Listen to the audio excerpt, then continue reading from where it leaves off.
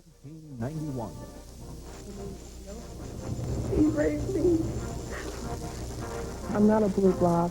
I have nothing to be ashamed of. Tonight, the woman who accused William Kennedy Smith, but who did not convince a jury. The jury said that he didn't commit a crime.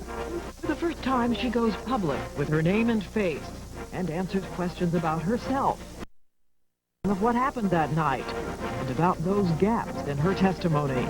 People have said it's inconceivable to remember other details that you've seen in the news and not to remember where you took off pantyhose and shoes. From ABC News, with anchors Diane Sawyer in New York, Sam Donaldson in Washington, Chief Correspondent Chris Wallace, Judd Rhodes, Jay Shadler, Sylvia Chase, and John Quinones. This is Prime Time.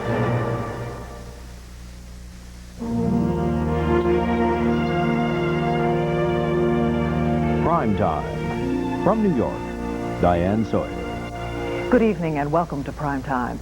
Until now, most of us have known her simply as the accuser. We heard her charge a man with rape. We couldn't react to her face, but the jury saw her. And 1 week ago, William Kennedy Smith was acquitted of all charges against him. The jurors came to their conclusion after only 77 minutes. And now tonight, she's going to speak on camera. After all the things that have been written and said about her, she says it's no coincidence that in her county, the number of rapes reported by women has decreased 40% since she brought charges. She also says she has been offered hundreds of thousands of dollars for her story, but she turned the money down, choosing instead to appear on a news program. No questions were off limits.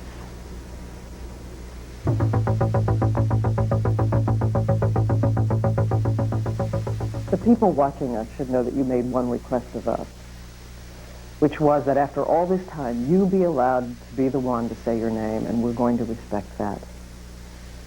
Do you want to introduce yourself? Well, I thank you for giving me that honor.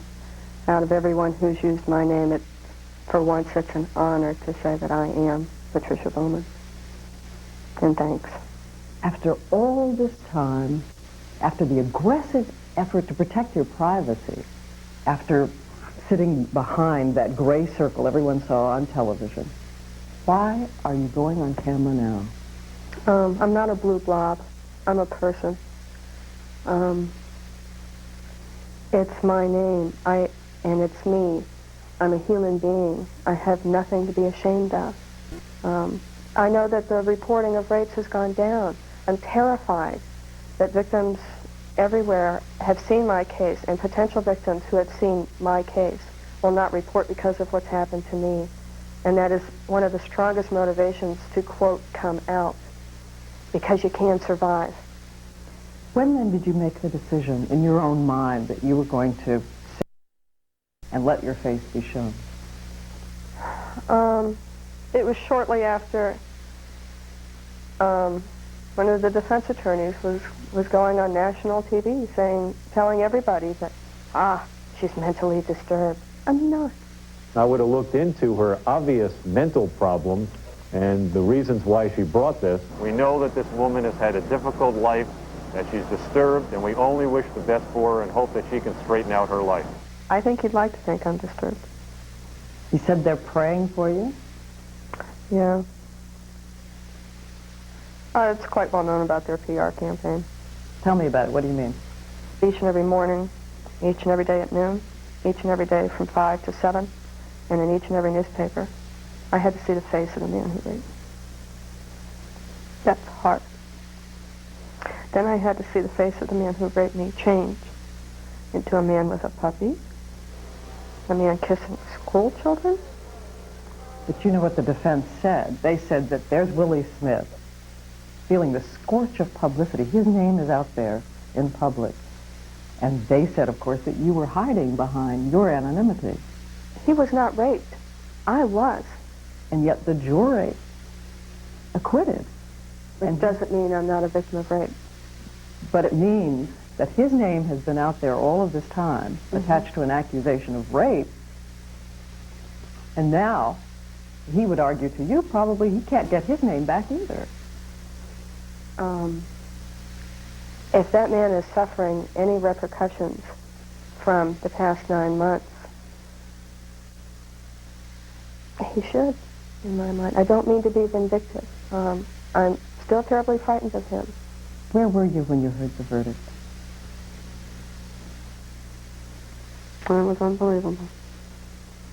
We walked into one of the state attorney's offices. I'm not sure which one it is. I can remember getting in the room and everybody was telling me to sit down.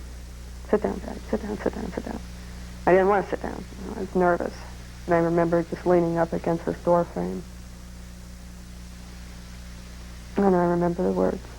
We, the jury, finds as follows. As to count 1, we find the defendant not guilty. As to count 2, we find the defendant not guilty. Not guilty. And the next thing I remember is they were helping me get up off the floor. What about what the jurors said afterwards? As moved as you might be with the tears and all the drama, the evidence did not support her story nearly as much as it supported his story. And Another one said that the baby references were sympathetic but not relevant. Another one said, I thought the crying was a little too much. Those people haven't been raped before. They can't understand the monumental task it was for me to walk into the courtroom and have him there. During my testimony, his attorney would be standing here, and he'd be sticking his head around the corner looking at me. I had the judge's bench that came up to about here. It's terrifying to have to be in the same room with the man who raped you. And she's horrified to have the trial become a national amusement. We noticed this moment yesterday, the audience reacting to a juror on Donahue. Why don't you tell that joke? But people didn't seem to care. It was an event to them. To some people, this has been entertainment. And it was a tragedy. It was a trauma for me. For most of us, until now, Patricia Bowman has been an accuser sketched in the shadows. We knew she was living on a trust fund from her rich Republican stepfather, though she laughed at the idea the rape charge was some kind of political revenge. We knew she was a small woman who had broken her neck as a teenager and defied the doctors by standing up and starting to walk. But there was a paradox, because we also knew the dirt. From the tabloids, papers, magazines, the kind of thing that would never be allowed in court. She had lived in the fast lane, hints of drug use, her abortions. She was sexually abused as a child. We also knew she decided to have a child while unmarried, a daughter born premature with terrifying diseases. She says it was her daughter who changed her, and she talks about her nonstop. Still, it was hard for people to reconcile what they read with the story told by the woman who appeared on the stand, how she put on party clothes, yet said she wasn't looking for a date.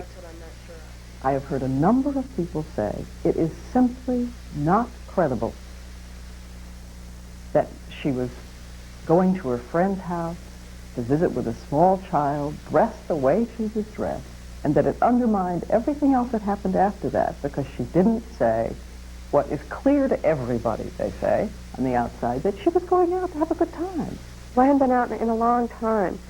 Not that I was looking for some wild time. I wanted to spend it with my friends. That's what's important to me now, is spending time with friends, not necessarily going out and meeting people.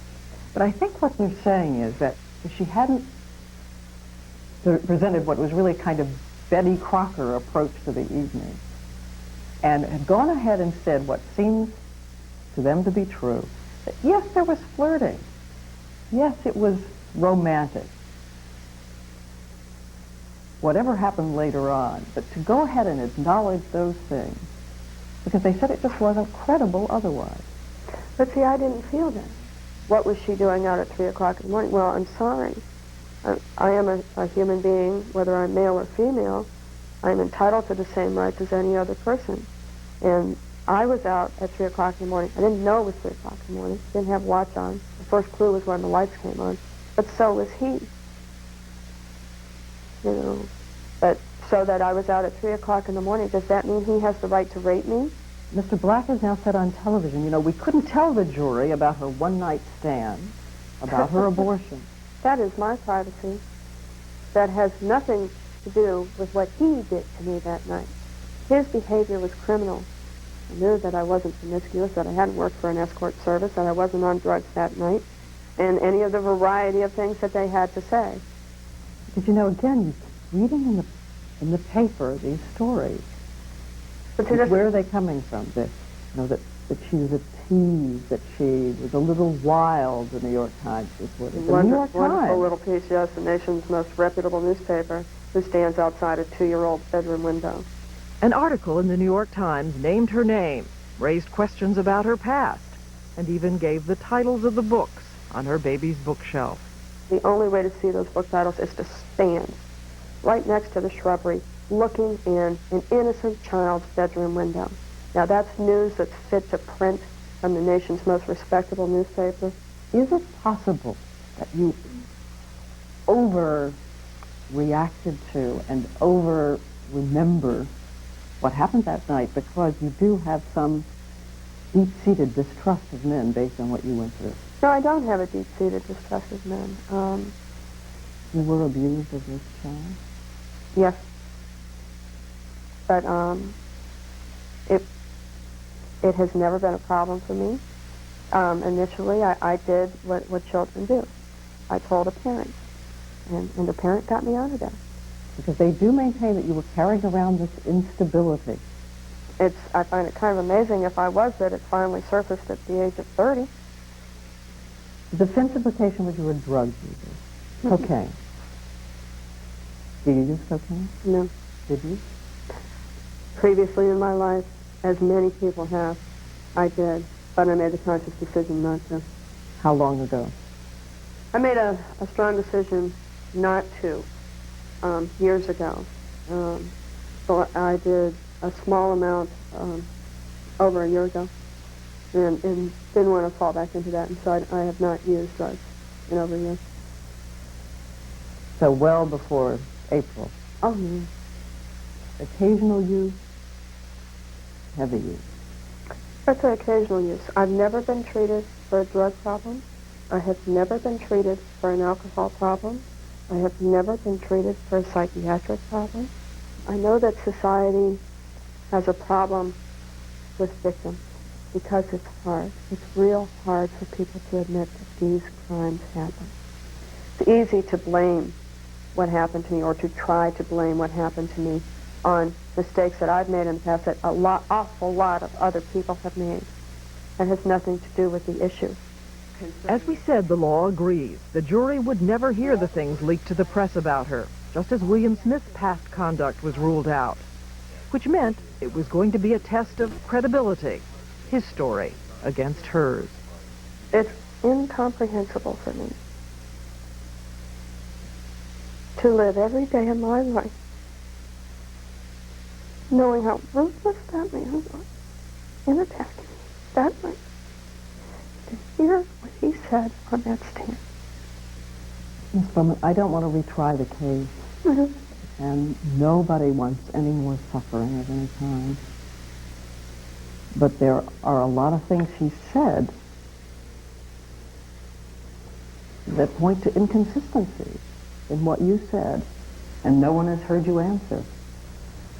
And in a moment, Patricia Bowman will answer William Kennedy Smith's version of the incident at Palm Beach.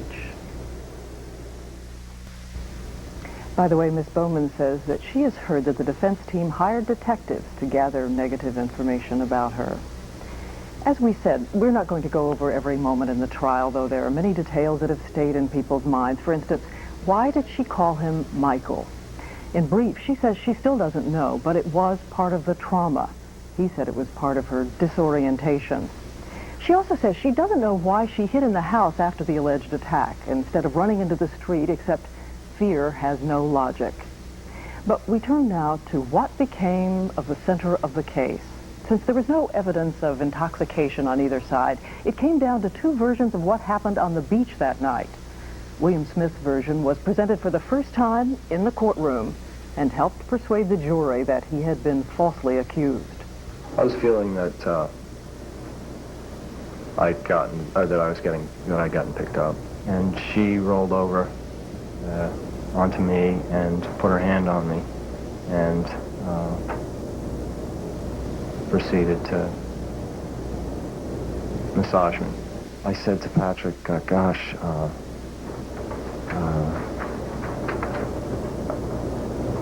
this is I just had a really frightening night, and this woman's a real nut. So you have sex on the beach, and then you go swimming in the ocean, and then you have sex on the lawn, and you go swimming in the pool. That's your testimony? Yes, it is. You're saying he just invented all of this? It was very detailed. I never did those things. I saw him start to unbutton his pants. And this is a little, too much for me. Don't really know you. Don't really want to see you with your clothes off. So I turned to leave. Was there initial sexual interplay on the beach? We walked down to the beach, and we were talking, and I think he kissed me twice. I didn't feel that they were any invitational kisses. I didn't feel that I was saying, hey, because I didn't feel that way. Because he said, I think his word was massage on the beach. That never entered my mind. Did it happen? No. It did not happen? No. You hear so many people say, here's what fits the logic. There was something amorous on the beach, and maybe she did or maybe she didn't want to get away from it. But something happened initially. It didn't just spring out of your trying to... I don't know. We went down to that beach, and I had felt no threats from this man. He says there were 2 acts of sex, not just one. There were not. And that's a problem I have. People talk about this as being an act of sex. It's not consensual sex. It was a violent act. Is it possible that it was something less than you think and something more than he thought? I know that man raped me, and I seriously wonder what part of the word no he doesn't understand, and I wonder what part of my trying to fight him off he doesn't understand. It's not possible that he just saw this as aggressive. I can't sit and say what he thought. All I can say is what part didn't he understand about my resistance and the plain and simple word no. And so there they were, each side having its day in court. On her side, the bruises, the doctors who saw her shattered after the alleged attack. And there was Patricia Bowman's shaking, emotional voice. This has been a nightmare for me. I want this over.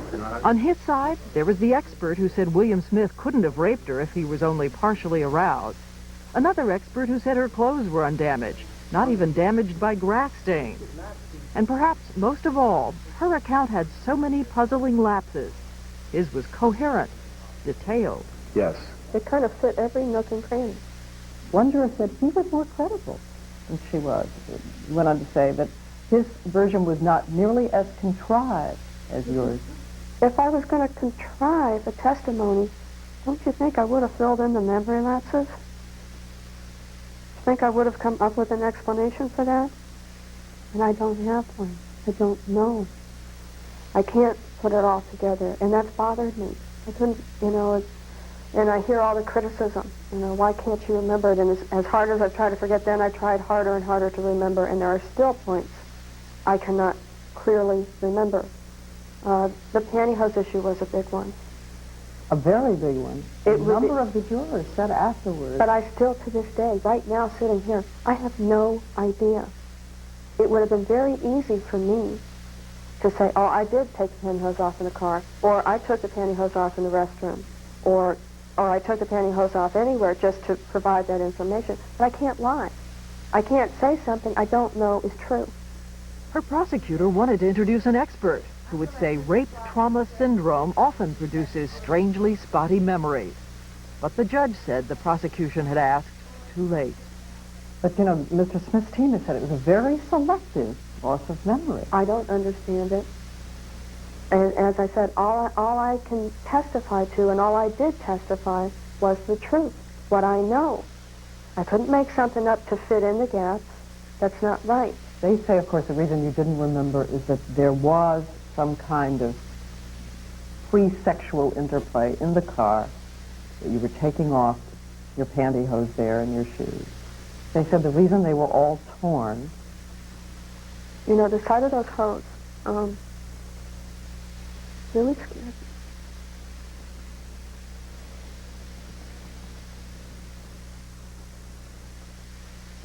And I still don't know. I don't know whether I had him on when he attacked me. I don't know.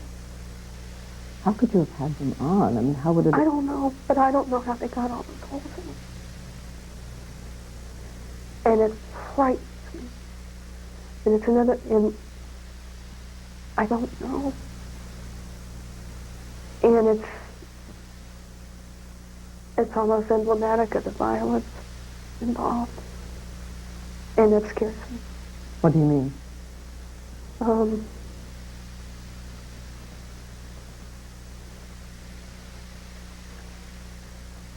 was so scared.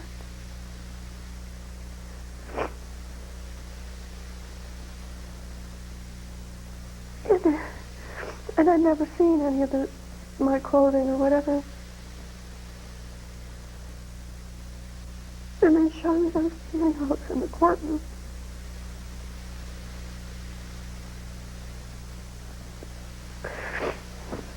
And they're ripped to shreds.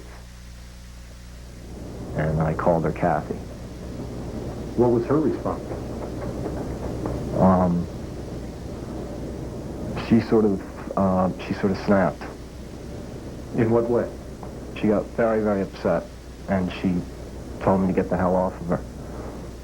Mr. Smith's case, again, was in part that he had annoyed and irritated and inflamed you up on the lawn during sex, calling you by the wrong name or just after. Mr. Smith terrorized me. He raped me. Did he call you Kathy? I can't say what he called me on that camera, but it wasn't Kathy. When he said, shut up. Mm-hmm. Shut up, bitch, he said.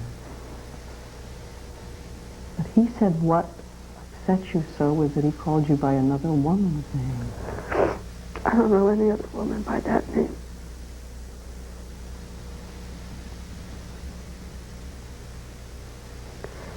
I couldn't believe. Did he say Kathy? The first time I'd ever heard that name in relation to this case was on his testimony. You're saying it's possible you don't remember? I remember that assault. I have nightmares about that every night. But I do not remember calling me Kathy. On the night of a Good Friday night and early the next morning, did you ever hear any screaming outside your window? No, I did not. Did you hear any loud noises during the course of the evening? No, I didn't. Did you hear any screams? No, I did not. Did you hear any noises? 10 people or so in that house? With bedrooms facing onto it that you were, according to him, beneath his mother's bedroom and no one heard anything? That's hard for me. Do you realize how hard that is for me? No. I don't understand that. I know what happened to me that night. You think they heard you scream and they're lying about it? I don't know. I don't know. How could I know that? It doesn't make any sense to me. I certainly wonder about it, but I can't. I don't know. You took a lie detector test. Did you take one? One polygraph and 2 voice stress tests. And passed all of them. Jury wasn't allowed to hear that. And as nearly everyone else knows, there was something else the jury wasn't allowed to hear. The depositions of 3 other women who alleged that they too had been subjected to a kind of assault. The judge said their accounts weren't similar enough to Patricia Bowman's to be admitted. The court denies the state's motion. I know that these other women who I've never spoken to, I've never met them. Have they contacted you since the trial? No. I just know what has been told to me, that they are extremely articulate, intelligent, credible women who had no reason to come forward. They had no reason. to come forward. Why? And especially after what the media was doing to me. But the defense says you always get copycats in places like this. Well, or you have a man who's got a pattern of doing criminal behavior. The issue here is I'm innocent. And how do you defend yourself from somebody who says the word rape? Patricia Bowman never appeared in the courtroom to respond to William Smith's testimony. She says at first she had decided against rebuttal, but changed her mind and raced toward the courthouse, only to hear that the closing arguments had begun. It was too late. And the jury acquitted him. It's frightening. It's frightening. It took the jurors only 77 minutes, a crushing defeat for the prosecutor. So much criticism of more or less. Yeah, that's hard. Saying she didn't know how to cross-examine. First of all, I consider myself blessed to have met a brilliant, in my mind, human being who happens to be an attorney by the name of Maura Last and Ellen Roberts. Those women worked night and day, heart and soul, to this case. What did she say to you afterwards? She's a very proud woman. She's also very compassionate. And we both felt bad for each other. Did she say maybe we shouldn't have tried it? No, nobody's ever said that. And as I said, that's how I got my dignity back. That's how you get it back, is by prosecuting. What do you think about television in the courtroom? Was it much worse? I mean, holding up your underwear in front of everyone, talking about I those just things? found out about that during, over the weekend. Boy, what a degrading thing. I saw people passing around my underwear. People sold pictures of you? Mm-hmm. Sold stories about you? Sold my telephone number, my addresses, stories, photos. Someone sold your name for $1,000. Someone who knew you. Like I said, we learn about humanity. We really learn. She even learned about the friend who had come to pick her up that night at the house. The friend who should have been her strongest witness. How much were you paid by the current affair? $25,000 for the first interview and $15,000 for the second interview. Why did she sell a story for $40,000 to a TV program? I don't know. I know Did you just say, this is going to hurt, this is going to look like a for-profit adventure here? How can you tell somebody that? And especially, this is a woman who saved my life. I consider she saved my life. There was a story that someone had phoned in and said that you got part of that money. No, I didn't. Will you rule out accepting money? I can't answer that right now. I'm just so grateful the trial's over. The 8.5 months of this investigators and media stuff is over. Hopefully after this interview, it'll be over, and I can get back to a normal life. And yet Bowman still has her own lawyers, David Roth and Douglas Duncan, who supported her through the trial and will help her decide whether to file another suit, a civil suit. Though they insist it would never be about money, only justice. In the meantime, she's answering hundreds of letters of support, a lot of them from rape victims as far away as New Zealand. And she says she'll soon begin working as a counselor for victims. Willie Smith said after the trial that he owes an enormous debt to God and the system. I'm sure that God helped him through his hard times, too. That's our loving Lord. The system certainly helped him.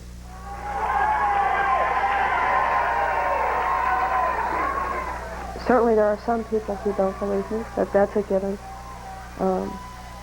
And there are an awful lot of people who do believe me. The police believe me. The prosecutor believe me. The state attorney believe me. There are millions of people out there who believe me. I believe me. And so Patricia Bowman goes on with the rest of her life. As we said, William Smith has been acquitted on all charges. And today we received a letter from his attorney saying he considers her repetition of the charges a libel against his client.